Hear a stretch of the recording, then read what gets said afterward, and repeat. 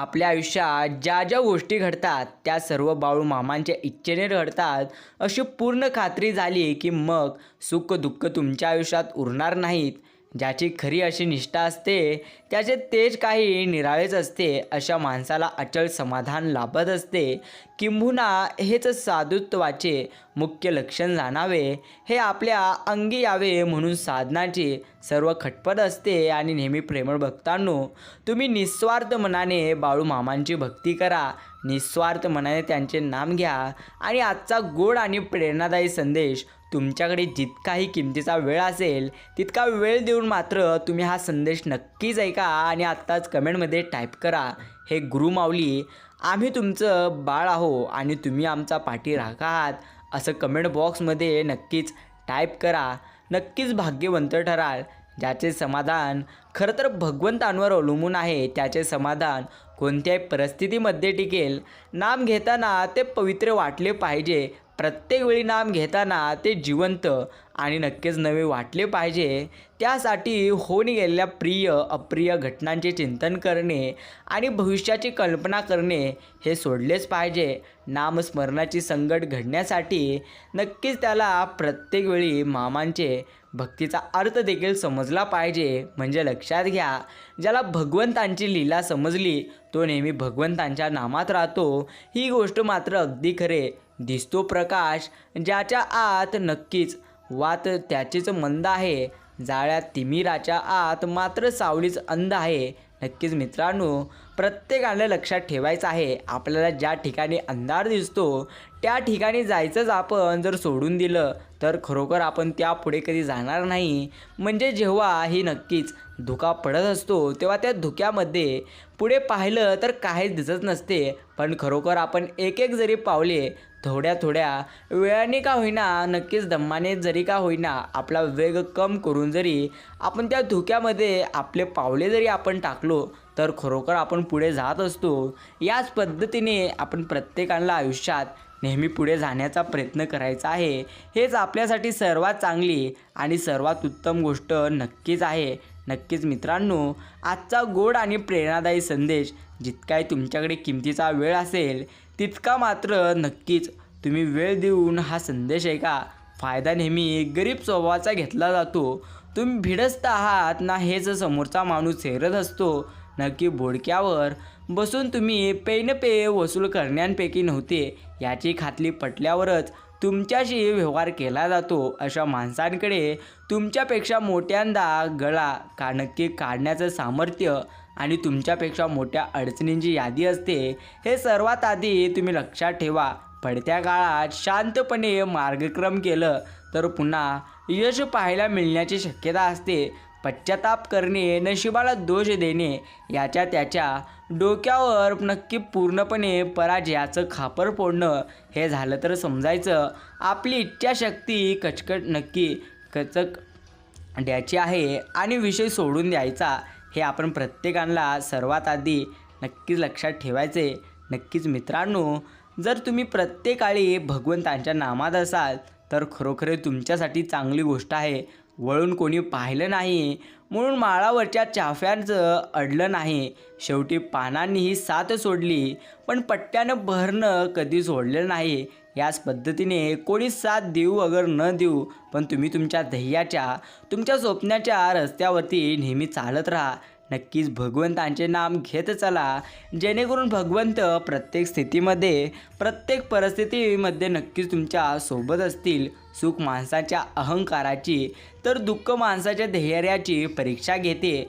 जो दोन्ही परीक्षांमध्ये उत्तीर्ण होतो तोच माणूस जीवनात यशस्वी होत असतो. यशस्वी होण्यासाठी सर्वात मोठी गोष्ट करा ती म्हणजे तुम्ही नेहमी प्रामाणिक राहा आणि चांगले कर्म करा. कारण लक्षात घ्या, प्रयत्न करणे माणसाच्याच हातात आहे पण त्या प्रयत्नांना उत्तम असे फळ देणं हे परमेश्वरांच्या हातात आहे. आणि परमेश्वर आपल्याला उत्तम फळ तेव्हाच देतील जेव्हा आपले कर्म चांगले असतील. म्हणून कर्म चांगले करा, भगवंतांचे नेहमी नामस्मरण करीत चला. हे नक्की आपण प्रत्येकासाठी सर्वात चांगली आणि सर्वात उत्तम गोष्ट आहे. साथ घालणं सोपं असतं, साथ देणं मात्र कठीण. वाद घालणं सोपं असतं, संवाद साधणं कठीण. हात धरणं सोपं असतं, धरून ठेवणं कठीण. प्रेम करणं सोपं असतं, करत राहणं हे मात्र नक्कीच खरे, नक्कीच कठीण आहे आणि ही गोष्ट खरी आहे. जी गोष्ट नक्की सोपी असते त्या सोप्या गोष्टीमध्ये कठीण गोष्ट 101% असते. म्हणून तुम्ही कधीही जीवनामध्ये प्रत्यक्ष कठीण गोष्ट आहे, अशक्य गोष्ट आहे म्हणून त्या गोष्टीला कधी सोडून देऊ नका. अन्यथा पुन्हा पश्चातापाशिवाय काही देखील उरणार नाही. हे मात्र अगदी खरे आणि अगदी सत्य आहे. आपण कोणासाठी कधीच प्रत्यक्ष महत्त्वाचं नसतो. महत्त्वाची असते ती त्या व्यक्तीची आपल्याकडून असणारी गरज आणि गरज संपली की नातं संपत असतं. म्हणून तुम्ही नेहमी निस्वार्थ मनाने भगवंतांच्या नामात राहा. भगवंतांचे निस्वार्थ मनाने नामस्मरण तुम्ही नक्कीच करत राहा. हे तुमच्यासाठी चांगली गोष्ट आहे. फुलपाखरू आपण व्हायचं हे नक्की सुरवंटनाने ठरवलं म्हणजे तो आपणहून स्वतःभोवती कोश निर्माण करत असतो, स्वतःला कैदेत बद्ध करतो. फुलपाखरू होण्यापूर्वी ही त्याने घेतलेली नक्कीच छोटी समाधीच समजायची. मग त्याचा आपोआप फुलपाखरू प्रत्यक्ष होऊन जातं. प्रगतीचा रस्ता कोणत्याही दिशेने जाणारा असो त्याच प्रस्थान नक्की मनातच हवं. उपदेश लादला जातो तर निश्चय स्वीकारलेला असतो. हे मात्र अगदी खरे. काळ हे अत्यंत गुणकारी औषध आहे. ते सगळ्या गोष्टी नीट करतं. उशिरा का होईना झाल्या तरी तोपर्यंत आपल्याला त्याची सवय झालेली असते. एकदा का त्याचा स्वीकार केला की झालं, कसलंच दुःख वाटत नाही किंवा कशाचंही ओझं वाटत नाही. फक्त चेहऱ्यावर हास्याचा मुखवटा चढवता यायला हवं. नक्कीच माणसं कशी ओळखायची तसं म्हटलं तर फार हुशारी लागत नाही. ज्यावेळी तुमचं रागावणं आणि तुमच्या दुःख वेळेला नक्कीच असल्याचा फरक ज्याला समजतो व जो प्रत्यक्ष स्वतःपेक्षा जास्त प्रेम तुमच्यावर करतो तोच खरा आपला आहे. बाकी माणसं ओळखण्यासाठी फक्त तुम्ही तुमची बुद्धी स्थिर ठेवा. एवढंच तुम्ही नेहमी नक्कीच लक्षात ठेवा. आयुष्यात अनेक माणसं निकटवर्तीय होतात, काळांतराने दुरावतात, एकमेकांचं नावही प्रत्यक्ष टाकत असतात. हे मुद्दाम घडत नसते, कुणी घडवत नाही.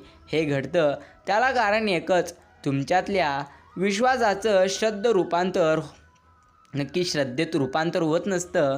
हेच अगदी खरे आणि नक्कीच सत्य आहे. नक्कीच मित्रांनो, आजचा गोड आणि प्रेरणादायी संदेश तुम्ही पुढे नक्कीच ऐका आणि आत्ताच कमेंटमध्ये टाईप करा, हे गुरु माऊली आम्ही तुमचं बाळ आहो. ही गोष्ट अगदी खरी आहे. ज्याच्या मनी असते नेहमी परमेश्वरांचे नाम, परमेश्वर असतात नेहमी त्या भक्तांच्या नक्कीच पाठीशी ठाम. मनाला विचारायचं असेल तर तुम्ही तुमच्या मनाला एकच विचारा की नक्कीच तू तुझ्या जीवनामध्ये म्हणजे माझ्या जीवनामध्ये नेहमी समाधान आणि सकारात्मक विचार कर आणि समाधान राहण्याची एक पद्धतीची शक्ती तुझ्यामध्ये निर्माण कर. हे तुम्ही तुमच्या मनाला नक्की सांगत चला. हसता हसता डोळे अलगत येतीलही भरून बोलतात, नक्की भरून बोलता बोलता शब्द ओटी जातीली विसरून. कावरं बावरं होण्यासारखं बिलकुल काही नाही. कुणीतरी आठवणं काढते बाकी काही नाही. हे मात्र नक्कीच खरे. नक्कीच मित्रांनो, आजचा संदेश तुम्ही प्रत्येकाकडे जरूर शेअर करा. आपल्या व्यथा तिथेच मांडा जिथे समाधान तुम्हाला मिळेल आणि नक्कीच तुमचा माथा तिथेच टेकवा जिथे स्वाभिमान मिळेल. नाहीतर व्यथा आणि प्रत्यक्ष माथा तोडण्यात लोक खूप सराईत आहेत. या गोष्टी तुम्हाला नेहमी लक्षात ठेवायचे. कधी आयुष्याचे धागे तर प्रत्यक्ष उसवले तर मित्रांकडे जाऊन या. मित्र हे धाडसाचे शिंपी प्रत्यक्ष असतात, उसवलेले फुकट रफू करून देत असतात. हे मात्र अगदी खरे. प्रत्येक फसवणूक करणारा व्यक्ती सुधरेलच असं काहीच नसतं. तर काही लोक फसवण्याची पद्धत बदलत असतात पण नक्कीच वागत नसतात. हे नक्कीच खरे. प्रकृतीने माणसासमोर अगदी शेवटच्या क्षणापर्यंत अगदी दोनच मार्ग ठेवले आहे. एकतर देऊन जा नाहीतर सोडून जा. कारण सोबत घेऊन जाण्याची कोणती व्यवस्था अजून तरी निसर्गाने करून ठेवलेली नाही. हीच गोष्ट अगदी खरी आहे आणि सत्य आहे. नक्कीच प्रेमळ भक्तांनो, होईल सगळं ठीक. जे काही चालू आहे तुमच्या जीवनामध्ये ते कधीतरी संपणार आहे. ज्याचा विचार तुम्हाला रोज झोपू देत नाही ते कधीतरी संपणार आहे. फक्त स्वतःवर विश्वास ठेवा आणि पेटेन्सी म्हणजे संयम ठेवा. जे नक्की होईल, जे होईच असतं ते होतच असतं. आपल्या हातात आहे तेवढं प्रत्यक्ष तुम्ही प्रयत्न करा. बाकी प्रत्येक गोष्टी भगवंत नक्कीच चांगल्या करतील यावरती जर तुमचा विश्वास असेल तर खरोखर कोणतीच गोष्ट तुमच्यासोबत परमेश्वर वाईट करणार नाहीत. ही गोष्ट मात्र अगदी खरे. झाडू जोपर्यंत एकत्र बांधलेला असेल तोपर्यंत तो झाडू कचरा साफ करतो, पण तोच झाडू जेव्हा विखुरलेला जातो तेव्हा तो कचरा होऊन जातो. यामुळे एकत्र राहा, हेच तुमच्यासाठी चांगली गोष्ट आहे. परिस्थिती किती जरी कठीण असली तरी स्वप्न मोठं पाहायचं असतं, कारण काळ आणि वेळ नक्कीच बदलत असतो. संयम मात्र प्रत्येकाला ठेवायचा असतो. मित्रांनो, शुभ सकाळ म्हणजे शब्दांचा खेळ, विचारांची चविष्ट ओळी भेळ, मनाशी मनाचा सुखद मेळ आणि आपल्या जीवाभावाच्या लोकांसाठी सकाळचा काढलेला थोडासा वेळच म्हणजे शुभ सकाळ. कोणाची दुःखाचा अनादर करू नये. प्रत्येकजण आपल्या संकटाशी झगडत असतो.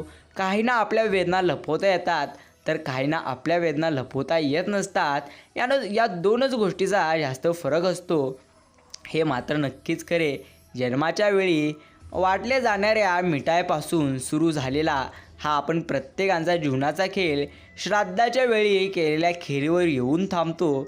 बस हाच जीवनाचा गोडावा नक्कीच आहे. आणि त्यात विशेष म्हणजे हा मनुष्य प्राणी या दोन्ही वेळेला या दोन्ही गोष्टी प्रत्यक्ष खाऊ शकत नाही. असा या प्रत्यक्ष दोन घडीचा डाव याला जीवन असे नाव भगवंतांनी दिलेले आहे. पण या प्रत्येक वेळी तुम्हाला सकारात्मक नक्कीच राहायचं आहे. शंकेला इलाज नसतो, स्वभावाला औषध नसते, चारित्र्याला प्रमाणपत्र नसते, शब्दापेक्षा काही तिखट नसते आणि मौनासारखा उत्तम प्रत्यक्ष साधन नसतो. पण त्यासाठी स्वतःवरती तुम्ही विश्वास ठेवा.